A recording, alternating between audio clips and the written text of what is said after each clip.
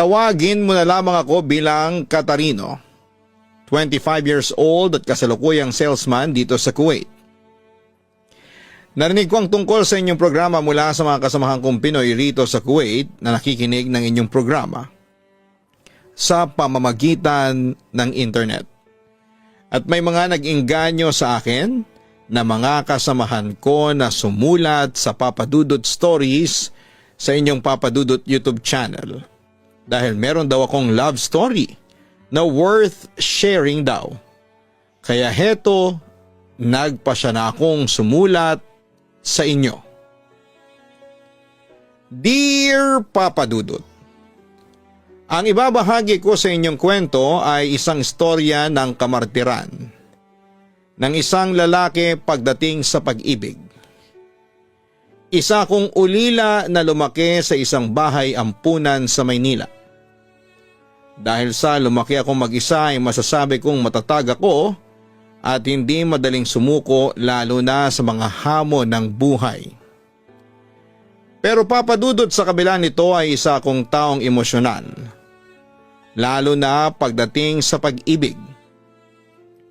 Mayroon akong naging kasama noon sa bahay ampunan, si Rina. Tulad ko ay isa rin siyang ulila at lumaki sa bahay ampunan na nakagisnan ko. Matanda siya sa akin ng 10 taon dahil sa mas matanda siya noon sa akin. Ay siyang isa sa mga nag-alaga at nagpalaki sa akin. Papadudot naging magkaibigan kami ni Rina.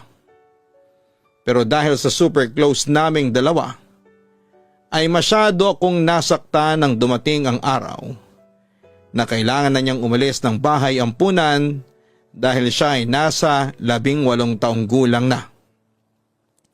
Yun kasi ang regulasyon ng bahay ampunan na kinalakhan namin, na kapag sumapit ka na sa edad na 18 ay kailangan mo nang lumabas. Papadudot ng lumabas si Rina ay walang araw at gabing hindi ako umiiyak. 8 taong gulang ako noong mga panahong yon. Gustuhin ko mang sumama na lamang noon kay Ate Rina sa paglabas niya pero alam ko noon na hindi po pwede. Kaya naman sinumpa ko na lamang sa sarili ko na hahanapin ko si Rina pagkalabas ko ng bahay ampunan. 10 taon pa ang lumipas, papadudot, ay lumabas na rin ako ng bahay ampunan. Doon ay naghanap ako ng trabaho at maswerte namang natanggap bilang isang service crew sa isang kilalang fast food chain. Nag-concentrate ako sa trabaho ko noon para makaipon ng pera para sa pag-aaral ko sa kolehiyo.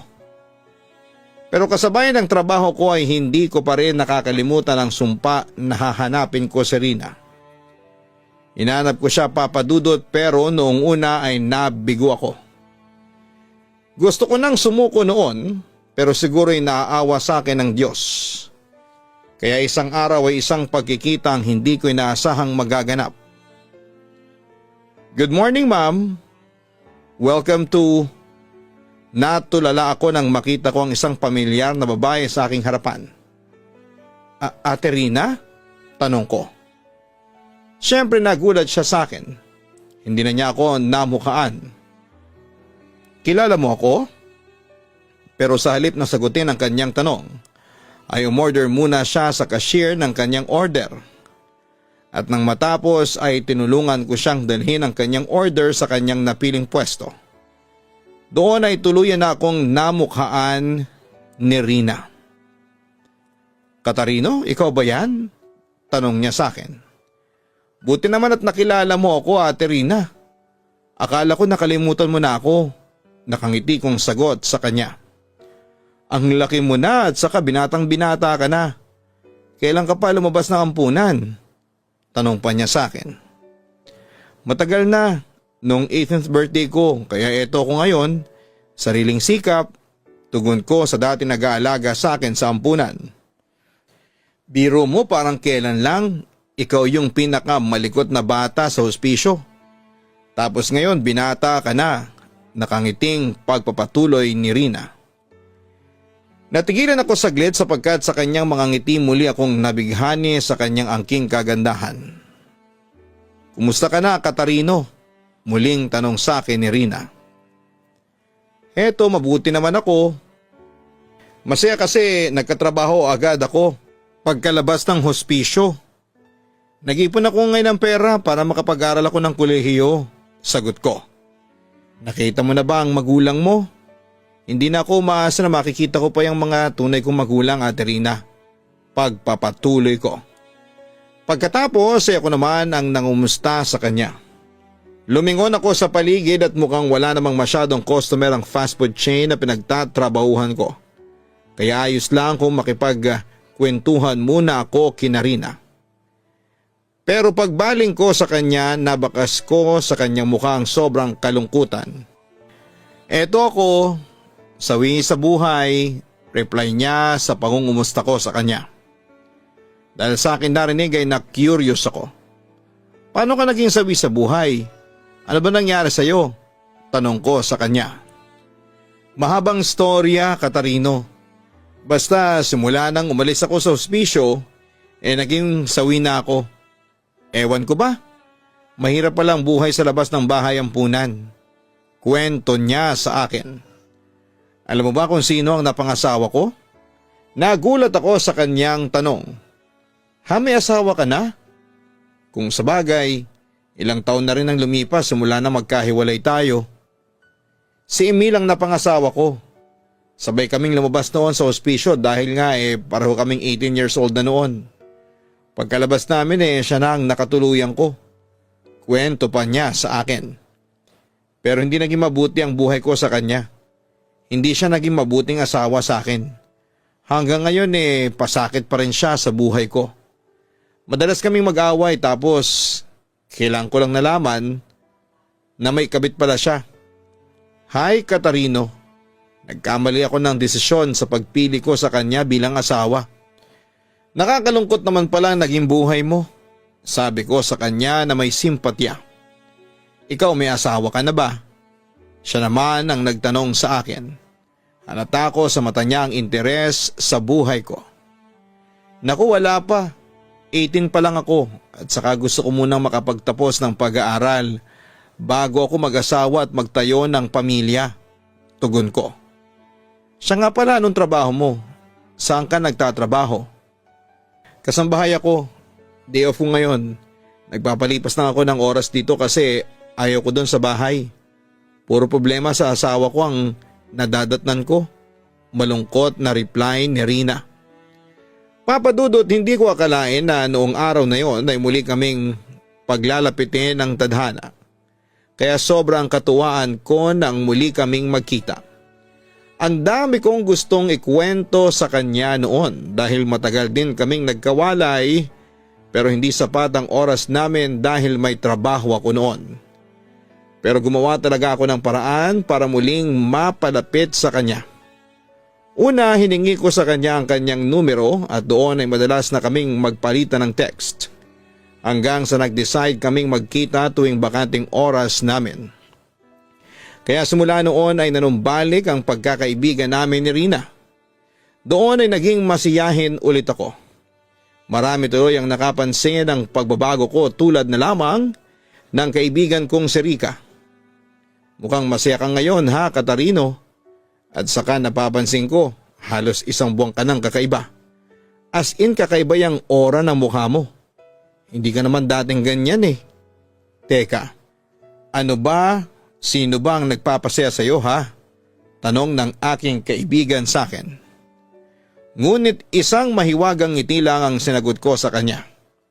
Siguro may girlfriend ka na. Hindi talaga tumigil noon si Rika na makakuha ng scoop mula sa akin. Naku, wala pa akong girlfriend, Rika. Pero masaya ako. Kasi nakita ko na yung taong matagal ko nang hinahanap. Sagot ko.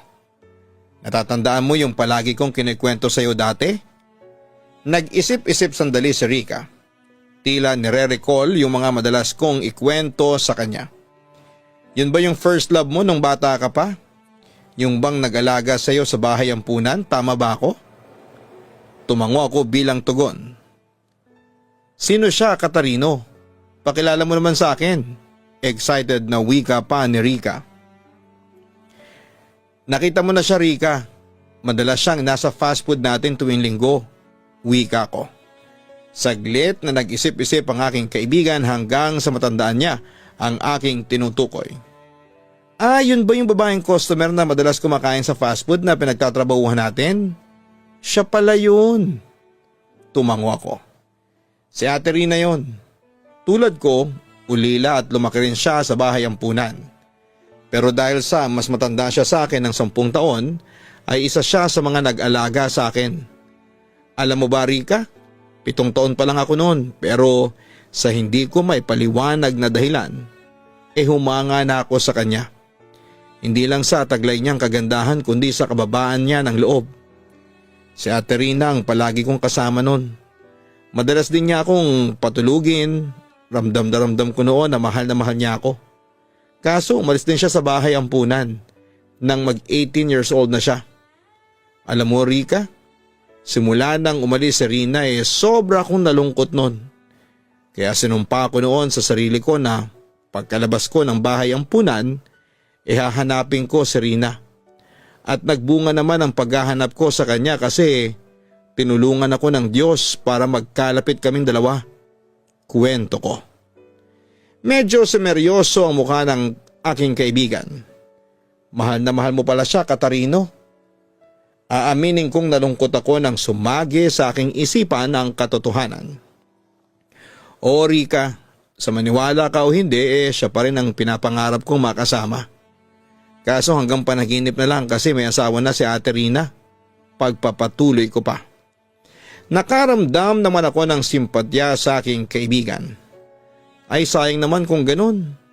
Pero siguro naman, Katarino, hindi mo naman pangarap maging kabit. Oo naman, wala akong balak na sirain ang relasyon niya sa asawa niya. Tanggap ko na hanggang magkaibigan lang kami ni Ate Rina. Ang gagawin ko na lang maging mabuting kaibigan sa kanya. Pero ilalang ko pa rin ang buhay ko sa kanya. Tugon ko. Oo, Papa Dudut, ganon ko kamahal si Rina. Kahit noon pa lang. Alam kong malabong maging kami na pero ayos lang sa akin. Ang pagmamahal ko naman ay hindi humihingi ng kapalit. Mamahalin ko siya at ilalaan ang aking buhay sa kanya. Kahit na wala akong aasahang pagmamahal mula sa kanya. Samantala isang araw ay muli kami nagkita ni Rina sa mall at namasyal. Tapos dinala ko siya sa isang fast food at doon ay nilibre ko siya ng makakain. Pero agad kong napansin na parang malungkot siya at malalim ang iniisip. Bukod sa nakita ko yung mga pasa niya sa braso kaya nag-decide akong tanungin siya tungkol doon. Ate Rina, kanina ko pang napapansin sang galing yung mga pasa mo sa braso. Nag-aalala kong tanong sa kanya. Heto? Okay, aaminin ko sa'yo. Nag-away kami ni Emil. Sinaktan niya ako pero nanlaban ako sa kanya. Kaya heto lang ang inabot ko. Pag-amin ni Rina sa akin. Bakas ko sa kanyang mga mata ang hirap na kanyang pinagdaraanan. Hindi sa nangingialam ako pero bakit ba kayo madalas mag-away ng asawa mo? Concerned kong wika. Marami kaming pinagtatalunan. Pera, bisyo niya at saka yung pambababae niya. Kamakailan nga lang nadiskubre kong may kabit pa siya. Nakaramdam ako ng galit nang ikinuwento ni Rina ang kanyang sinapit sa kanyang asawa. Anong ginawa mo? Usisa ko sa kanya. Nagkasagutan kami na nauwi sa away at sakitan. Sabi ko sa kanya, hiwalayan na niya yung kabit niya pero napag-alaman kong buntis na pala. Ayon, masama pa rin ang loob ko hanggang ngayon. Paglalahad pa niya. Ate Rina, bakit hindi mo na lang hiwalayan ang asawa mo? Naawa na kasi ako sa'yo. Puro na lang kasi pasakit yung hatid niya sa'yo. Naawang wika ko sa kanya. Hindi ko magagawa yon, Katarino, kasi mahal ko pa rin ang asawa ko. Malungkot niya ang pag-amin. Samantala, Papa Dudut, ay hindi ko mapigilan ang bugso ng aking damdamin. Sa pananakit ni Kuya Emil sa babaeng pinakamamahal ko. Ate Rina, ayaw kong sabihin sana ito pero hindi ba masyado kang nagpapakatanga? Tandaan mo, isang malaking katangahan ang kamartiran. Hindi ka na nire-respeto ng asawa mo. Bakit ka pa magpapakatiis sa isang taong walang galang sa'yo at hindi na asawa ang tingin sa'yo? Ate Rina, maawa ka naman sa sarili mo, ang sabi ko sa kanya. Ewan ko ba, Katarino? Maski ako hindi ko rin maintindihan ang sarili ko. May mga pagkakataon na hindi na ako masaya kay Emil at gusto ko nang humiwalay. Pero madalas ay nananaig pa rin ang pagmamahal ko sa kanya. Sa totoo lang, nilayasan ko na nga siya minsan pero hindi ko rin kinaya kasi nga hindi ko kayang mawala siya sa tabi ko. Tawagin mo man akong tanga, Katarino, pero wala talaga akong magawa.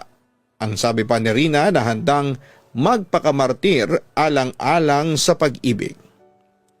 Papadudot, hindi ko maitago ang pagkaawa noon kay Rina dahil hindi siya masaya sa piling ng asawa niya. Ramdam na ramdam ko ang pasakit niya. Bukod kasi sa babaero at mabisyo ang napangasawa niya ay madalas siyang saktan at pagbuhatan ng kamay nito. Nang mga panahong yon ay gusto kong ipayo sa kanya na hiwalayan na niya ang asawa niya at sa halip ay sumama na lamang sa akin sapagkat ako ang tunay na nagmamahal sa kanya. Pero papadudot, kahit na ilang beses saktan si Rina ng asawa niya ay mahal pa rin niya ito. Kaya lihim akong nasasaktan noon. Samantala isang araw ay nalaman ko kay Rina ang katotohanan na siyang nagpadurog ng puso ko. Siguro hanggang dito na lang ang pagkikita natin. Panimula niya. Tatapatin na kita. Madalas kami mag-away ni Emil dahil sa'yo. Pinagseselosan ka na niya. Palagi niya akong binabantaan na kapag nakipagkita pa raw ako sa'yo, ikukulong na raw niya ako sa bahay. O kung hindi man daw sasaktan ka na raw niya. Ayaw kong mangyari yun. Pero Ate Rina, hindi ba may ibang babae na siya? Hindi ka mahal ng asawa mo. Kung mahal ka niya, hindi ka niya sasaktan at hindi ka niya ipagpapalit sa ibang babae. Sa puntong yun ay hindi ko na maitago sa kanya ang tunay kong nararamdaman. Kaya niyakap ko siya ng mahigpit. Ngunit mas pinili niyang kumawala sa aking pagkakayakap. Katarino, kaibigan kita at malaki ang pasasalamat ko sa mga tulong mo sa akin. Yun nga lang nakukonsensya ako kasi nagiging pampagulo ako sa buhay mo. At saka ayaw kong mapahama ka. Katarino, sige na, aalis na ako. Pagkatapos ay nagtangka na siyang umalis, ngunit agad ko siyang napigilan. Alam mo ba, matagal akong nangulila sa iyo simula nang umalis ka sa hospisyo. 10 taon kong hinintay ito. 10 taon na kong umasa na sana'y magkita pa ulit tayo. Alam mo ba, pagkatapos nung umalis ka doon, sinumpa ko sa sarili ko na kapag dumating ang araw na ako naman ang lalabas ng hospisyo ay hahanapin kita. At heto, naawa sa akin ng Diyos at siya na mismo ang naglapit sa ating dalawa. Ate Rina, nang magkita ulit tayo, pinangako ko sa sarili ko na hindi kita iiwan at ibubuhos ko sa iyo ang buong buhay ko. Hindi ko hahayaan na magkahiwalay pa tayong dalawa. Ate Rina, mahal na mahal kita. Yon ang paglalahad ng aking tunay na nararamdaman. Napatingin lamang sa akin si Rina at naiiyak. Nararamdaman kong meron siyang pagmamahal para sa akin. At yung sinasabi niyang pagmamahal sa asawa niya, nasasabi lang ngayon bunga ng kanyang malaking takot na nasa loob ng kanyang dibdib. Hanggang sa nagsalita na rin siya. Bata ka pa, Katarino. Marami ka pang makikita na higit pa sa akin. Pagkatapos noon ay muli akong iniwan ni Rina sa gitna ng kawalan. Papadudot yon ang isa sa mga pangyayaring napakasakit talaga sa puso ko. Hindi ko noon matanggap na muli akong iniwan ni Rina para sa kanyang asawa. Masakit sa akin kasi hindi man lang napansin ni Rina ang pagmamahal ko sa kanya. Na ito-turn down lang niya ako sa huli. Papadudot, sinubukan kong habulin noon si Rina. Ipinakita ko sa kanya na hindi ako madaling sumuko. Pero wala pa ring nangyari sa mga paghabol at pagmamakaawa ko sa kanya. Na wag niya akong iwanan dahil hindi ko rin napigilan si Rina na lumayo ng tuluyan sa akin at sumama sa taong minamahal niya. Papa Dudut, simula nang iwanan ako ni Rina sa pangalawang pagkakataon, ay nanumbalik ang mga kalungkutan ko. Nawala ang sigla ko. Agad yung napansin naman ng mga kaibigan ko, kaya madalas nila akong tulungan at bigyan ng advice. Pero Papa Dudut, kahit na anong gawin ko noong pag-move on, ay hindi ko makalimutan si Rina at sa pagdaan ng araw ay mas lalo akong nangulila sa kanya. Ilang araw, linggo at buwan ang lumipas. Pero pakiramdam ko ay taon ang lumipas. Papa Dudut, napabayaan ko noon ang sarili ko at halos naging negatibo na ang pananaw ko sa buhay. Samantala isang gabi ay hindi na nakatiis ang aking kaibigan si Rica at nagpa siyang samahan ako sa pighating nararanasan ko. Hanggang ngayon pa rin ba, Serena, pa rin ang laman ng utak mo? Naman, iniwan ka na nga nung tao ang sabi ni Rica sa akin. Katarino, kailan mo ba matatanggap na kaibigan o kapatid lang ang turing sa'yo ni Rina?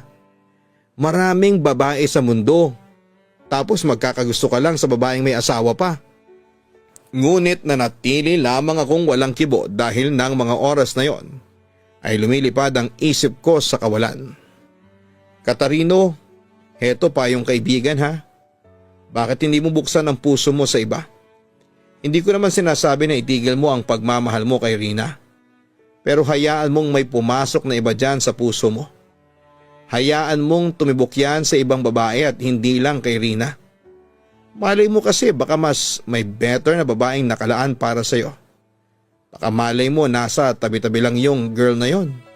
Payo niya sa akin. At sino naman ang babaeng yun ha?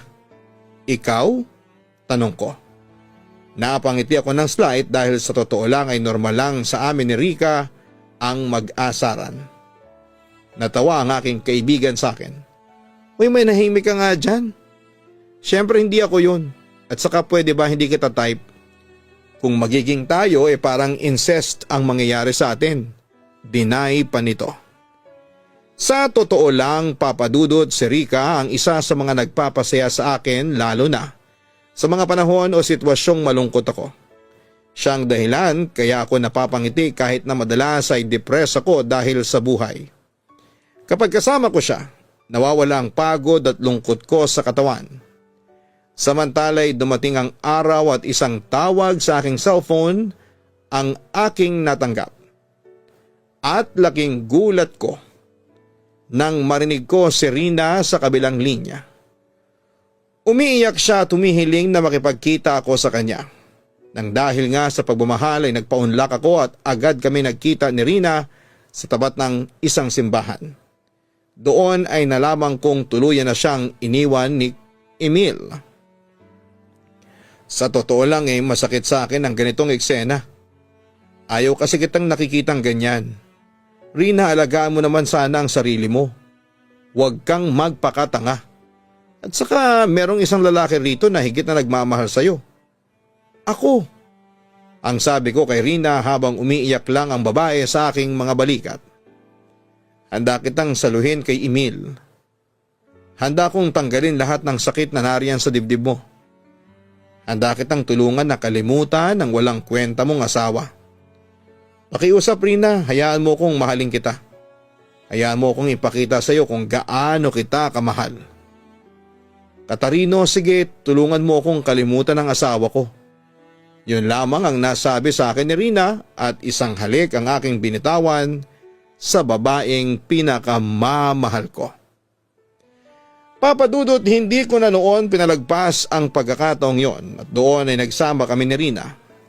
Sa maikling panahon ay nagturingan kaming mag-asawa. Sa madaling salita ay nag-live-in kami samantala'y ginawa ko noon ang lahat para paligayahin si Rina sa piling ko. Naging mabuti akong asawa sa kanya at minahal ko siya ng buong tapat at inilaan ko ang buhay ko sa kanya. Pero Papa Dudut, hindi naging sapat yon para mahalin ako ng tuluyan ni Rina. Dahil mas pinili pa rin niya akong iwanan sa pangatlong pagkakataon para mag-ibang bansa sa Kuwait.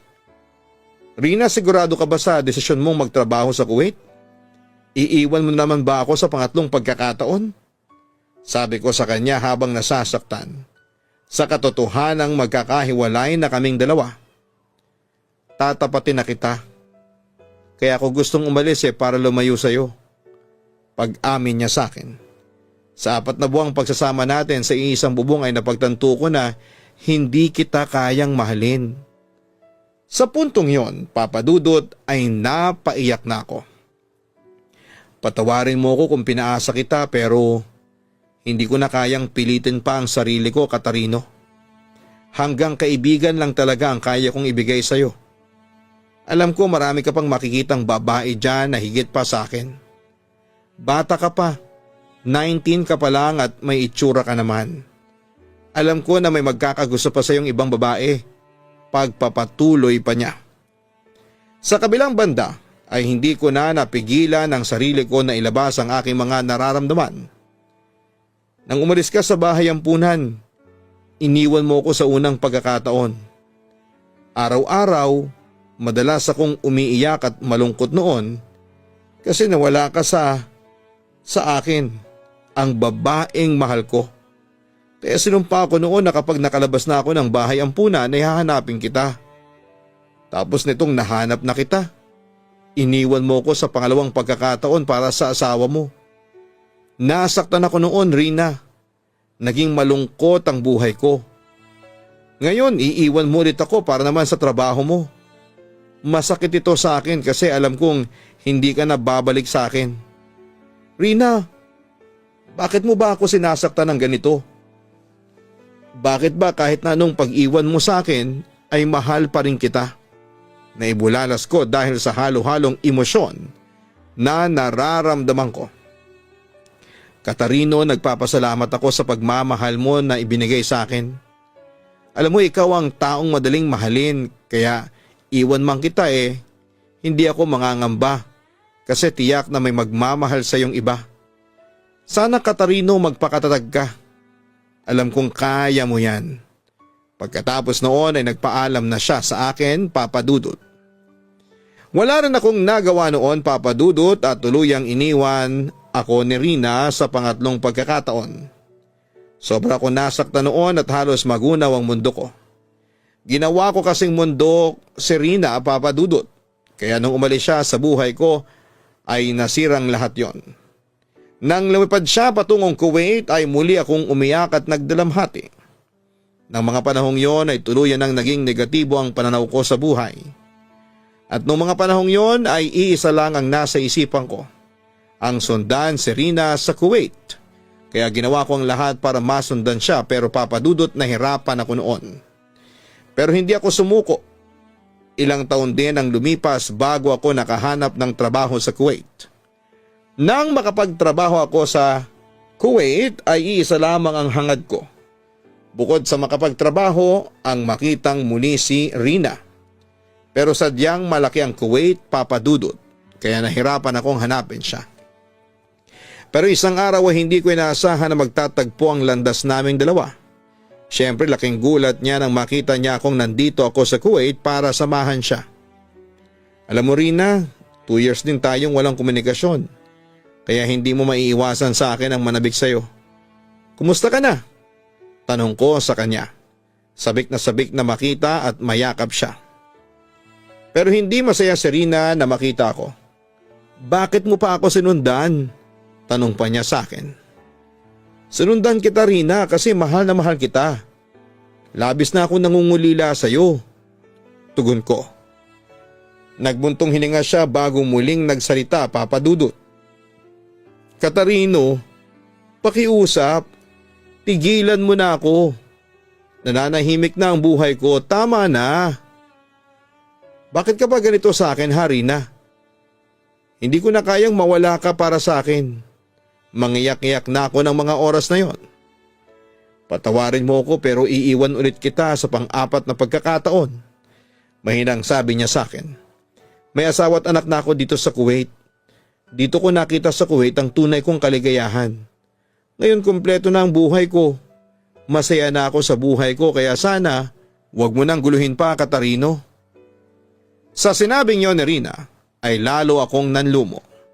Halos maglupasay ako para sabihin niya sa akin na nagsisinungaling lamang siya. Pero totoo ang lahat, Papa Dudut. Hindi akong kaligayahan mo, Katarino. Maaaring narito o nasa ibang lugar. Basta iisang sigurado ako. Hindi ako yun. Maghintay ka lang at darating din yung para sa'yo. Pangako kapag nakita mo na siya, magiging masaya ka rin at makakalimutan mo rin ako. Ngayon kung nasaktan man kita, hinihingi ko ng kapatawaran yun sa'yo. Huling wika ni Rina sa akin bago niya ako iwan sa gitna ng pighati. Papadudod sa pang-apat na pagkakataon ay muli akong iniwan ni Rina para sa kanyang bagong pamilya. Masakit yon sa akin pero anong magagawa ko? Tuluyan na ring nawala si Rina at hanggang ngayon ay wala na rin akong balita sa kanya. Pero Papadudot, mahal ko pa rin siya. Maaring sabihin ng mga listeners mo na napakatanga ko dahil pinagpipilitan ko ang isang bagay na alam kong hindi para sa akin. Pero anong magagawa ko, Papadudot? Nagmahal lamang ako. Ang malas ko nga lang dahil ang taong minahal ko ay palagi akong iniiwan. Papadudot, kaya ako sumulat sa Papadudot Stories ay para magbahagi ng storya ng buhay, pag-ibig at kasawian ko. Hindi ako hihingi ng payo kasi kahit na anong sabihin ng mga listeners mo ay patuloy ko pa rin mamahalin si Rina at patuloy pa rin akong umaasa na isang araw ay mamahalin din niya ako tulad ng pagmamahal ko sa kanya. Di ako nasasabihin ng mga listeners mo na baliw ako at tanga, pero okay lang sa akin. Kasi sa pagkakaalam ko ay hindi masamang magmahal. Papadudot, hanggang dito na lamang ang sulat ko at muli, pasensya po sa istorbo. Pero alam ko na merong mga makakarelate sa istorya ng buhay ko. Yun lamang at maraming salamat sa inyong lahat na bumubuo ng Papadudot YouTube channel sa Papadudot Stories. Lubos na gumagalang, Katarino. May mga tao talaga na labis magmahal. Hindi yun masama, ngunit kapag ikaw ay nagmahal ng labis, siguraduhin mo na may sapat ka pa ring pagmamahal at respeto sa iyong sarili. At palagi rin nating tatandaan na hindi masamang magmahal ng taong hindi ka kayang mahalin. Pero huwag kang maghintay ng kapalit sa kanya nang sa ganon ay hindi ka masaktan sa huli. Huwag mong ipilit sa kanya na mahalin kanya. Dahil ang tunay na pag-ibig ay kusayang dumarating. Kusayang nararamdaman. Ang isang pinilit na pag-ibig ay hindi matatawag na pag-ibig, kundi isa lamang itong self-gratification. At tanggapin din natin na may mga sitwasyon talaga na mahal mo ang isang tao pero hindi kayo ang nakatadhana para sa isa't isa. Yung nagmamahalan kayo at the wrong place and at the wrong time. Kapag ang pag-ibig natin ay alam mo nang hindi uukol, simulan mo nang tanggapin ang katotohanan at matutong ibaling sa ibang bagay ang iyong puso't atensyon. Huwag mong ilugmok ang sarili mo sa pighati at pagdurusa kung may paraan naman para makaahon at makaiwas. Tandaan, love respects. Hindi lang sa taong mahal mo kundi pati na rin para sa sarili mo. Tawagin niyo na lamang po ako bilang Rosenda. 28 years old, isang receptionist sa isang malaking kumpanya dito sa Makati. Kasalukuyan akong nakatira ngayon dito sa Mandaluyong City. Papadudot, ngayon pa lamang ay aaminin ko na sa inyo na isa po akong rape victim. Noong 15 anyos ako ay walang awa akong ginahasa at ginawang sex slave ng aking sariling ama. Matinding dagok yon sa buhay ko at hanggang ngayon ay may trauma pa rin ako. Sa ngayon ay nakakulong na ang ama ko sa bilibid samantala pagkaraan ng panggagahasa sa akin ng ama ko ay nagrebelde ako noon sa sarili kong ina dahil ng mga panahong yon ay hindi niya ako tinulungang magsampa ng kaso sa korte.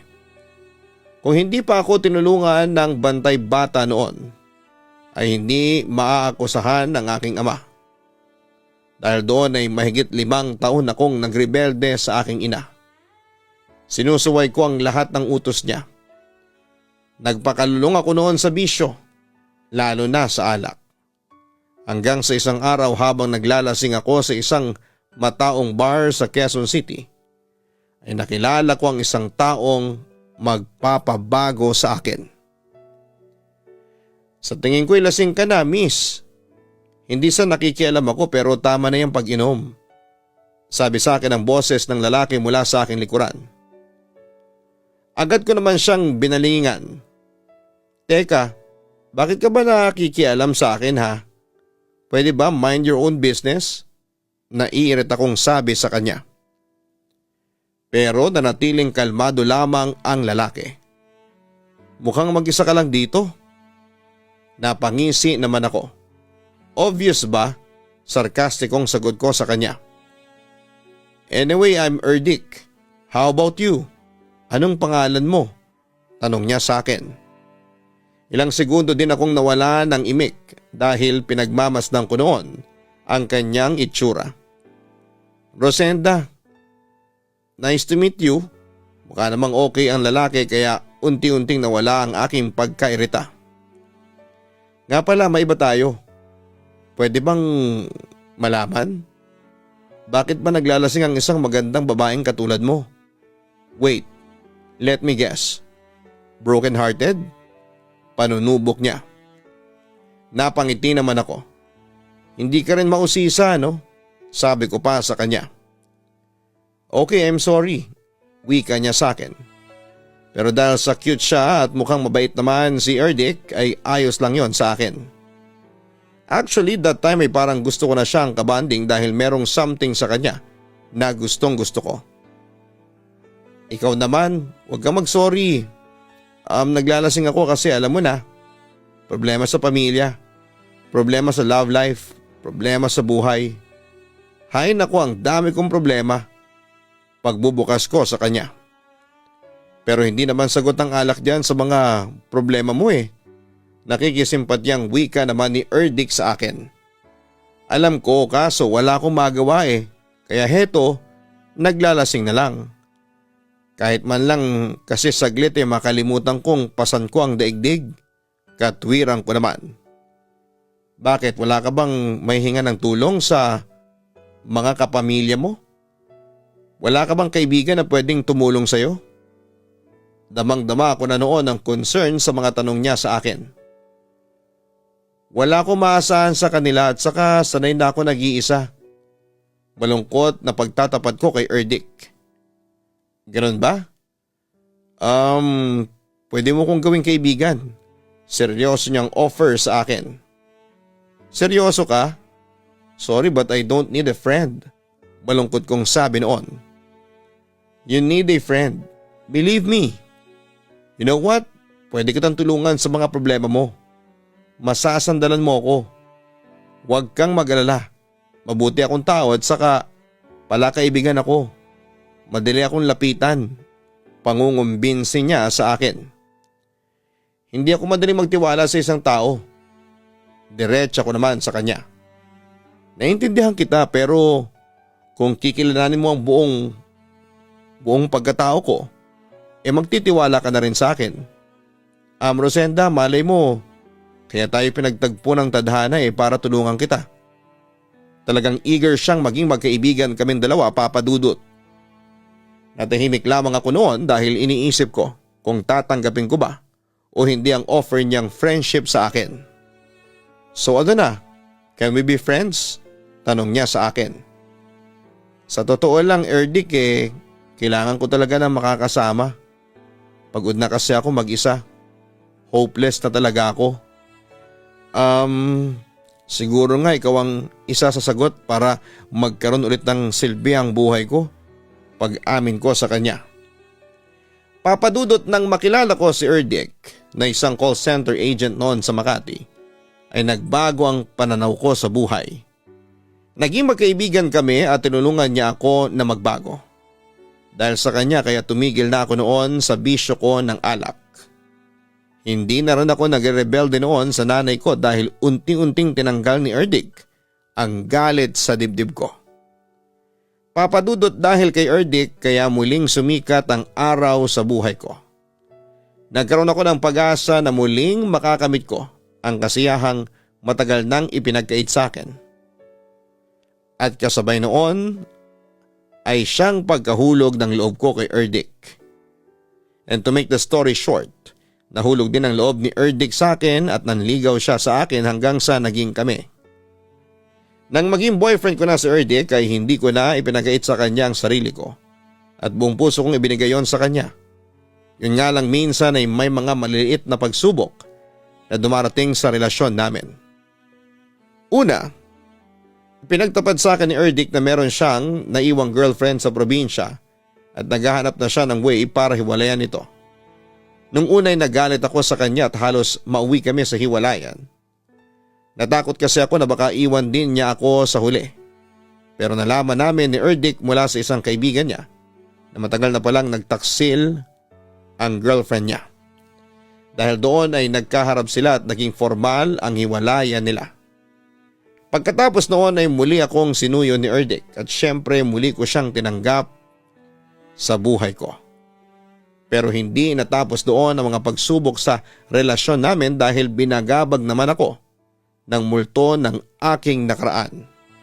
Matatanggap mo ba ako kahit na malaman mo ang totoo tungkol sa akin? Diretsang tanong ko sa kanya. Oo, Rosenda, tatanggapin ko yon kahit ano pang malaman ko tungkol sa'yo. Maniwala ka sa akin, mahal ko. Teka, ano bang dapat kong malaman tungkol sa'yo? Tanong na niya sa akin. Biktima ako ng rape, Erdik. Pagkatapos kong umamin ay inobserbahan ko ang magiging reaksyon ni Erdik at nakita kong nalungkot siya ng husto. Sabi ko nga sa'yo, madilim ang nakaraan ko. Dagdag ko pa sa kanya. Sino yung nang rape sa'yo? Curious na tanong ni Erdik sa akin. Sarili kong tatay ang gumahasa sa akin. Nakakulong na siya ngayon. Erdik, yun ang isa sa mga dinaramdam ko kaya ako nagrebelde sa sarili ko. Paliwanag ko sa kanya. Kaya pala nagrebelde ka sa mama mo dati? Malungkot niyang wika nang mapagtagpi-tagpi niya ang kwento ko sa dati kong ginagawa sa sarili ko at sa mga taong nakapaligid sa akin. Alam mo, Erdik, nasira talaga ang buhay ko noon simula noong mangyari yon sa akin. Pero naligtas mo ko. Malaki ang pasasalamat ko sa iyo. Erdik, sorry ha. Kung hindi ko sinabi agad sa iyo ang totoo tungkol sa nakaraan ko. Hinawakan naman ni Erdik ang aking mga kamay para ipadama sa akin na karamay ko siya. Wala sa akin yun. At saka kahit na sabihin mo pa yon sa akin hindi naman magbabago ang pagmamahal ko sa iyo. Mahal pa rin kita, Rosenda. Paniniguro niya sa akin.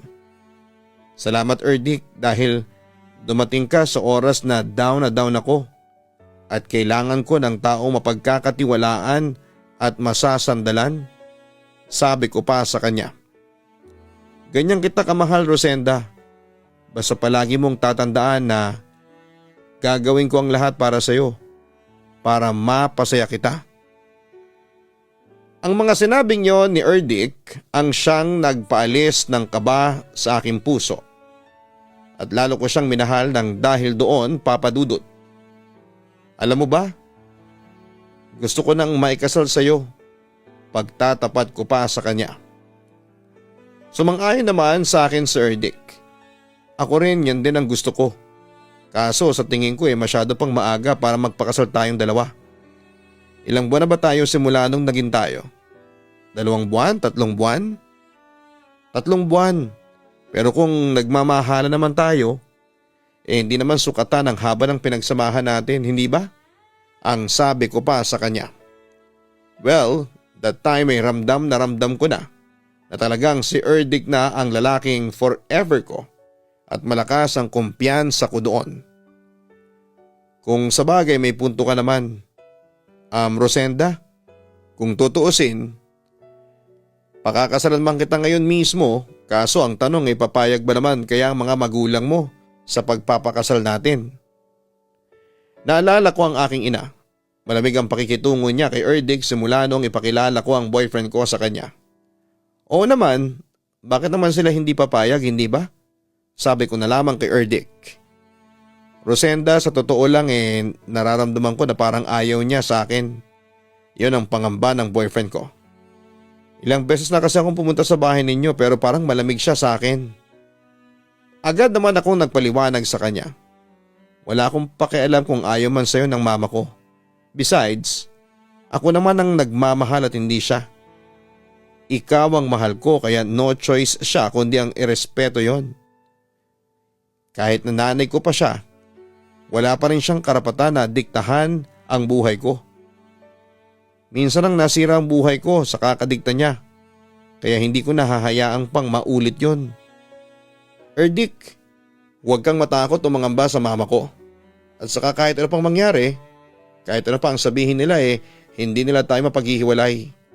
Ipaglalaban kita, Erdik.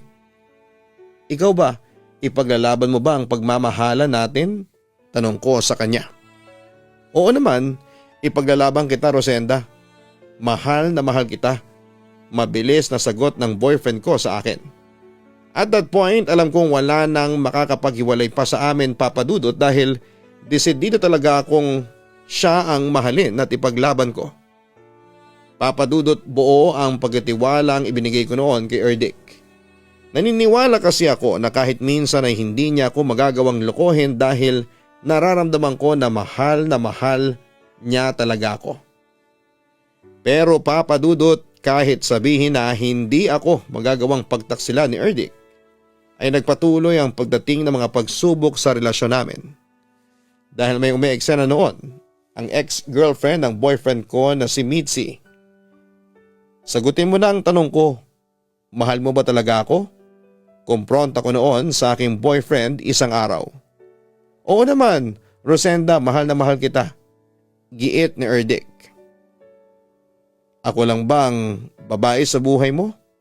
O meron pang iba? O sisa ko sa kanya? Tinanong ko yun kay Erdik kasi noong aksidenteng kumprontahin ako ni Mitzi ay sinabi niya sa akin na may relasyon pa rin sila ni Erdik. Ha, teka Rosenda, huwag mong sabihin sa akin na meron kang pinagseselosan. Balik ni Erdik sa akin. Nakausap ko si Mitzi noong isang araw at ang sabi niya sa akin ay may relasyon pa rin kayo. Hindi na sana ako maniniwala kaso may nakita kong gamit na panty sa ilalim ng kama mo. Paglalahad ko sa kanya. Matagal na yung panty na yun. Nakita mo naman sigurong malikabok na yon at matigas na. Natatawa niyang sagot sa akin. Hindi ko naman inilihim sa iyo na nag-live-in kami ni Mitzi noon, di ba? Paalala pa niya sa akin. So totoo ba yung sinasabi niyang may relasyon kayo? Of course hindi. Wala na nga kaming communication ng babaeng yun. Natahimik lamang ako. Naalala ko kasi yung eksena kahapon na nag-text ako kay Erdik pero iba ang nag-reply. Walang iba kundi ang ex-girlfriend niya. Sinungaling? Erdik, pwede ba? Huwag ka na magsinungaling. Alam kong may komunikasyon pa kayo ng ex mo. Alam ko na pumupunta pa siya sa bahay mo. Naibulalas ko sa kanya. Teka, ano bang problema mo ha? Naguguluhang tanong ni Erdik sa akin. Nag-text ako sa iyo nung isang araw. At alam mo kung sino ang nag-reply? Si Mitzi. Gamit ang cellphone number mo. Nag-reply sa akin si Mitzi na huwag ko na raw kayong guluhin kasi nagkabalikan na raw kayong dalawa. Kaya pala ang kabilin-bilinan mo sa akin huwag na huwag magte-text o magme-message sa Facebook mo hanggat hindi ka nauuna. Yun pala'y natatakot ka na matuklasan na tinututay mo ko pagbubuking ko pa sa kanya. Natahimik lamang si Erdik noon at kung babasehin ang kanyang reaksyon, halatang guilty siya, Papa Dudut. Samantala ay huminga muna ng malalim si Erdik bago muling nagsalita. I'm sorry pero maniwala ka sa akin. Wala na kami ni Mitzi. Siya lang ang kulit ng kulit sa akin. Insist niya. Sa palagay mo maniniwala pa ako sa iyo? Sorry ha pero hindi ako tanga. Galit kong kumpronta sa kanya. Hindi ko alam kung paniniwalaan pa kita o ano? Ang sabi ko. So hihiwalayan mo na ako? Diretsa niyang tanong sa akin. Oo, Erdik. Siguro ngayon maghiwalay na tayo. Alam kong marami ka pang tinatago sa akin kaya nagiging komplikado na ang relasyon natin, Erdik. Simula nung tinext kita at si Mitzi ang nag-reply, hindi na ako tinantana ng babaeng yon.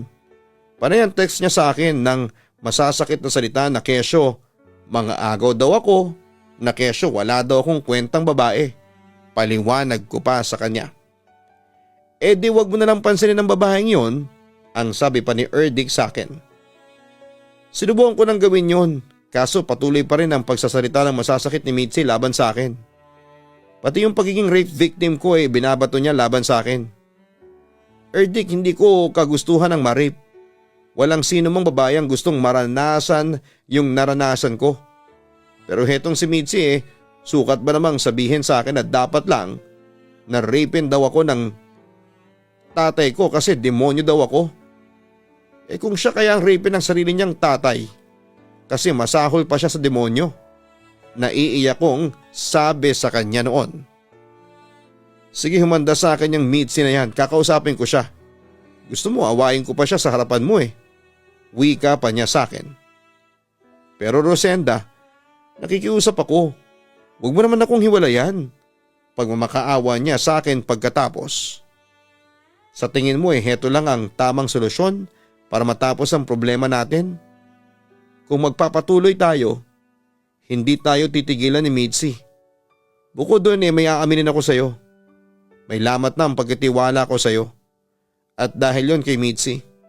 Erdik, kung talagang mahal mo ko, ayusin niyo muna ni Mitzi yung gusot ninyo bago tayo magkabalikan. Iyon ang naging desisyon ko dahil ayaw ko nang dumagdag pa ang babaeng yon sa mga pasanin ko. Gulong-gulo na ako at sobrang depressed that time. Kaya mas makakabuting ayusin muna ni Erdik ang mga gusot niya sa babaeng yon. Sige, aayusin ko ang gusot sa pagitan namin ng ex ko. Pero hindi sagot na hihiwalayan mo ko. Hahayaan mo bang sirain ng babaeng yon ang pagmamahalan natin? Pagmamakaawa pa ni Erdik sa akin. Kahit cool off na lang muna tayo.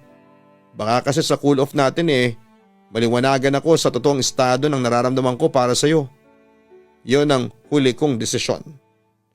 Erdik, tandaan mong hindi ko naman sinasarado ang posibilidad na magkabalikan tayo. Kailangan ko lang ng panahon para makapag-isip-isip. Sana maintindihan mo ko. Dagdag ko pa sa kanya. Papadudot, walang iwanan. Yan ang katagang iniwan sa akin ni Erdik na siya kong pinaniwalaan. Naging kampante ako na sa mga salitang yon ay hindi sasagi sa isipan ng boyfriend ko. Naiwan ako dahil nangako siya sa akin. At ng mga panahon na yon ay walang kahit na isang pangakong napako si Erdik. Bukod doon, papadudot ay naniniwala ko na talagang mahal ako ni Erdik. Kaya kahit na marami pa ang pagsubok ang nagtangkang sumira sa relasyon namin, ay nanatili pa rin kaming matatag at lumalaban. Papadudot, hindi lang ang ex-girlfriend ko noon ang sumubok sa katatagan ng pagmamahala namin ni Erdik, kundi ang kanyang pag-uugali. Masyadong pala kaibigan kasi ang boyfriend ko at marami siyang kaibigang babae. At aminin kong hindi ko gusto yon kasi nagsiselos ako. Sa kabilang banda ay isa rin ang naging pagsubok sa relasyon namin ni Erdik, ang tahasang pagtutol ng mama ko sa boyfriend ko. Tatapatin na kita. Ayaw ko sa'yo. Ayaw kita para sa anak ko. At kahit nasuhulan mo pa ako ayaw ko pa rin sa'yo. Yun ang matigas na desisyon ni mama kahit na kailan ay hindi niya matatanggap si Erdik para sa akin. Manaman, huwag naman po kayong ganyan kay Erdik. Pagtutol ko sa sinabing yun ni mama. Pero hindi ako pinansin ni mama at hinarap pa rin niya ang boyfriend ko. Erdik, hanggat maaari ayaw ko magpakita ng kagaspangan ng ugali sa'yo. Pero wala akong pagpipilian. Nakasalalay kasi rito ang buhay ng anak ko. Tapat po ko sa anak ninyo. Mahal na mahal ko po si Rosenda. Giit pa ng boyfriend ko. Paiyakin mo lang ang anak ko. Sasaktan mo lang siya. Hindi ako naniniwala sa iyo na mahal mo si Rosenda. Pahayag pa ng aking ina. At paano niyo naman po nasabi yan, ma? Kontra ko naman sa kanya. Ma, mahal po ako ni Erdik. Nararamdaman ko po yun. Ma, sana itanggapin niyo naman po si Erdick para sa akin. Marami akong naririnig tungkol niya sa boyfriend mo, Rosenda. Balita ko'y maraming girlfriend na iniwan niyan doon sa Batangas. Babaero ang lalaking yan. Yon ang revelasyon na nagpayanig talaga sa akin. Napatingin ako noon sa aking boyfriend at aaminin kong nakaramdam ako ng labis na kaba. Samantala mabilis namang dumepensa si Erdick. Nagkakamali po kayo. Opo, maaari pong nagkaroon ako ng girlfriend sa Batangas. Pero naghiwalay lang din po kami bago pa dumating si Rosenda sa buhay ko. At saka nagkakamali po kayo, hindi po ako babaero. Talaga? Maraming nakapagsabi sa akin na babaero ka doon sa lugar ninyo sa Batangas. May nabalitaan pa ako na may isa ka pang girlfriend bukod pa kay Rosenda. Isa pang pasabog na binanggit ni Mama. Napalingon ako kaagad kay Erdick para tingnan ang kanyang reaksyon. Napansin ko ang kaba at takot. Para bang totoo ang akusasyon ni Mama laban sa kanya. Ha? Nagkakamali po kayo. Nauutal na wika ni Erdick ng mga sandaling yon. Huwag mo nang itanggi pa. Alam ko na ang totoo. Sige, kung hindi totoo yung balitang nasa agap ko, ipaliwanag mo sa akin kung sino yung May. Lalong kinabahan si Erdick. Kaibigan ko lang po siya. Yun ang naging alibay niya. Sinungaling ka. Naibulalas ni Mama kay Erdick dahil sa sobrang galit. Naman, wag naman po kayong ganyan kay Erdick. Hindi po siya nangangaliwa sa akin. At saka hindi po niya makukuhang lokohin ako. Mahal na mahal po niya ako. Insist ko naman sa kanya. Huwag ka nga magbulag-bulagan, Rosenda, ang sabi pa ni Mama. Ma, napatunayan niyo na bang may ibang babaeng kinakabaliwan si Erdick bukod sa akin? Nakita niyo na ba ng harapan na nagtataksil siya sa akin? Kumpronta ko naman sa aking ina. Hindi, pero pagkatapos nun ay walang maisip si Mama na isasagot sa akin. Naman, wag naman po sana kayong maniwala agad sa mga chismis. Chismis lang po yung narinig ninyo laban kay Erdick. Hindi totoo ang mga yon. Insist ko pa sa aking ina. Sana po wag niyo po akong husgahan kaagad. Sana wag po kayong maniwala kaagad sa mga chismis. Pahayag naman ni Erdick sa aking ina. Agad naman siyang binalikan ng aking ina. Totoo man ang chismis o hindi, ayaw ko talaga sa'yo. Nakakaramdam ako ng hindi maganda sa'yo. Nakukutubang ko na paiyakin mo lang ang anak ko. Git pa niya sa boyfriend ko na para bang alam niya ang mangyayari sa aming relasyon. Papadudot dahil sa pagtutol ng mama ko kay Erdick ay naging mahigpit siya sa akin. Kahit nasabihing 20 anyos na ako noon, kaya naging dahilan yon para minsan na lamang kami kung magkita ng boyfriend ko. Nagdulot ng mas matinding problema sa relasyon namin yon. Papadudot ng mga panahong yon ay unti-unti nang nananamlay ang relasyon namin. At nakakaramdam na ako na tila ba may kinakalokohang iba ang boyfriend ko. At hindi nga ako nagkamali, Papadudot, dahil isang araw ay nag-message sa akin sa Facebook ang ex-girlfriend ni Erdick at sinabing nagkabalikan na sila ng boyfriend ko. Naniwala naman ako kaagad dahil may mga pinakita siyang mga bagong litrato sa akin na magkasama silang dalawa ni Erdick. Papadudot, sobra akong nasaktan sa mga nakita ko kaya isang araw ay sinubukan kong harapin si Erdick. Nakukutubang kong may pinagsasilosan ka na naman kaya ka napalusob dito sa bahay ko. Ang wika ni Erdick sa akin na may halong panlalamig. Nagkabalikan na pala kayo ni Mitzi, no? Nag-send ng personal message kasi sa akin si Mitzi sa Facebook at finorward niya sa akin yung mga latest pictures ninyo na magkasama. Kumpront ako sa aking boyfriend sabay pakita sa kanya ng tinutukoy kong mensahe at litrato. Ha? Kailan niya finorward sa'yo? Nagtataka niyang tanong sa akin. Ngayon lang. So ano, masaya ka ba? At nagkabalikan na kayo? Sarkastikong tanong ko kay Erdick. Rosenda, I'm sorry. Malungkot at tila may guilt na sabi sa akin ng boyfriend ko. Ayaw mo na ba sa akin? Nagsasawa ka na ba sa akin, Erdick? Sabihin mo na kung ayaw mo na para tumigil na ako. Hindi yung ganito. Ano? Tanong ko pa sa kanya. Hindi naman kumibo si Erdick at para bang naghahanap siya ng mga salitang pwedeng sabihin sa akin na hindi ako masasaktan. Bakit hindi ka makapagsalita? Ano, nagkabalikan na ba kayo ni Mitzi? Inulit ko noon ang tanong ko sa kanya. O Rosenda, nagkabalikan na kami ni Mitzi. Pag-amin niya sa akin. Nanlumo naman ako at napayak sa aking mga narinig. Dahil din doon ay nasampal ko siya. So pagkatapos ng lahat ng sakripisyo ko sa iyo ganito lang ang gagawin mo sa akin.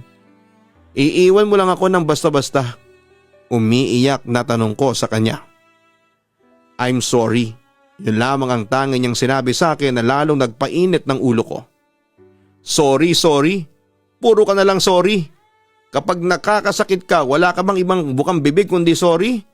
Ilang beses ka na nagsorry sa akin ang dahil lang kay Mitzi. Maraming beses na. Pero dahil sa demonyitang babaeng yon, kaya patuloy mo pa rin akong sinasaktan. Hindi ko gustong saktan ka, Rosenda, pero hindi ko rin alam kung paano ko sasabihin sa iyo ang totoo. Katwiran niya sa akin. Sana pala hindi mo na lang ako ginawang girlfriend. Na sana hindi mo na lang ako pinaasa pa. Kung si Mitzi pala ang mahal mo, sana hindi mo na lang siya hiniwalayan at hindi mo na ako ginawang panakipbutas. Paninisi ko pa sa kanya. Sige Erdick, maghiwalay na tayo. Pinapalaya na kita. Sana lang talaga tama yung naging desisyon mo. At sana rin makalimutan kita. Yun ang huli kong sinabi sa kanya bago ko umalis sa kanyang bahay.